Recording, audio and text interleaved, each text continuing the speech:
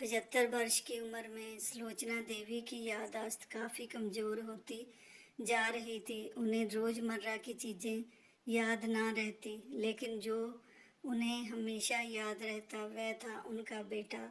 दिन हो या रात, एक पल भी ऐसा ना होता जब उन्हें अपने बेटे की याद ना आती।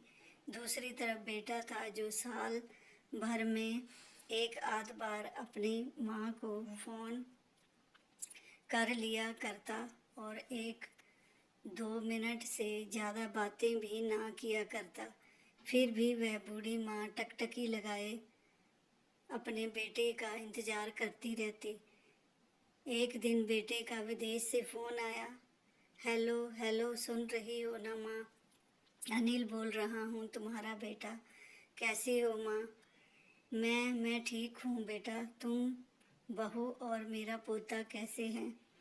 माँ ने पूछा। सब अच्छे हैं माँ। मैं अगले हफ्ते गाँव आ रहा हूँ माँ, तुम्हें लेने। जब हम अब हम सब साथ में ही लंदन में रहेंगे माँ। तुम्हारी बहू कह रही थी माँ को यहाँ पर लेकर आओ, बेचारी अकेले वहाँ परेशान होती होगी। बेटे ने कहा। माँ की बूढ़ी सूखी आंखें आंसुओं से भीग गई। उसके कमज़ोर शरीर के नस नस में खुशी की लहर दौड़ गई। बेटे और बहू का अपने प्रति प्रेम देखकर माँ का मन खुशी से भर आया। बेटे ने आगे कहा, माँ तैयार रहना माँ, मुझे ज़्यादा दिन छुट्टियाँ नहीं हैं। जिससे जितने पैसे लेने हैं लेकर रखना। तब तक मैं प्रॉपर्टी डीलर से बात कर लेता हूँ घर के लिए। घर के लिए? माँ ने पूछा। हाँ माँ, गांव का घर हमें बेच देना पड़ेगा। अब हम साथ में ही रहने वाले हैं, तो यहाँ घर रखने का कोई मतलब नहीं है माँ। बेटे ने कहा। बुढ़ापे की वजह से ठीक से चलने में असमक्ष माँ ने पूरे मोहल्ले में घूम घूम कर अपनी इस खुशखबरी को सबको सुनाया। सभी को खुशी हुई। सबको लगा माँ जी के आखिरी दिन अपने परिवार के साथ खुशी से बीत जाएंगे। घर वापस आकर माँ ने अपने घर के कोने कोने को ऐसे देखा जैसे वह अपने दूसरे बेटे को देख रही हो।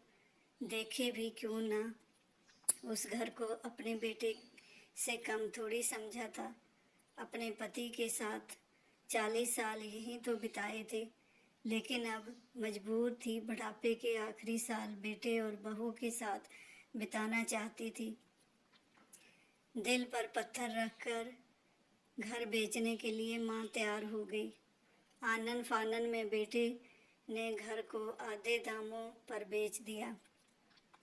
माँ ने ज़्यादा नहीं, लेकिन जिन चीज़ों से दिल लगा था उन चीज़ों को समेटा और बेटे के साथ टैक्सी में बैठकर एयरपोर्ट के लिए चली गई। एयरपोर्ट पर आकर बेटे ने माँ से कहा, माँ तुम यहाँ बेंच पर बैठो, मैं सामान और बोर्डिंग पास की जांच करवा कर आता हूँ। वहाँ वक्त लगता है और खड़े रहना पड़ता है, तुम्हें तकलीफ़ होगी। तुम यहीं आराम करो। मैं यूँ गया और यूँ आया।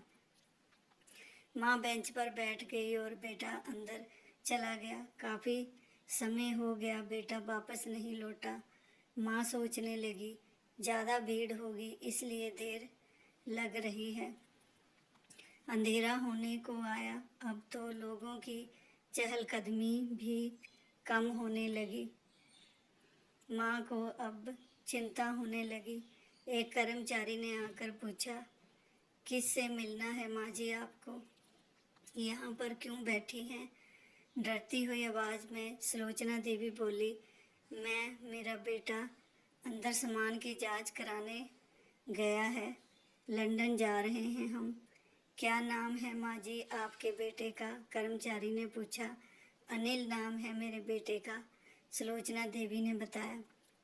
कर्मचारी अंदर गया और थोड़ी देर बाद बाहर लौटा। उसने सुलोचना देवी से कहा, माँ जी लंदन जाने वाली फ़्लाइट तो दोपहर में ही जा चुकी है और आपका बेटा भी उस फ्लाइट में बैठकर लंदन जा चुका है। अब आपके यहाँ बैठने का कोई मतलब नहीं है, आप भी अपने घर चली जाएं। क्या जा चुका है और मैं घर जाऊं? घर। माँ की आंखों से आंसुओं के सैलाब उठने लगे। जैसे तैसे माँ घर पहुंची, जो अब उसका था ही नहीं, बिक चुका था। वो वहीं बरामदे में तुलसी के पास सो गई। घर के नए मालिक को उस पर तरस आया, दया आई, तो एक कमरा किराए से उसको दे दिया। पेंशन के पैसों से खाना और किराए का बंदोबस्त हो जाता था। दिन बीतने लगे। कुछ दिनों बाद घर के नए मालिक ने सुलोचना देवी से कहा, माँ जी, आप अपने रिश्तेदारों के यहाँ पर जाकर क्यों नहीं रहती हैं?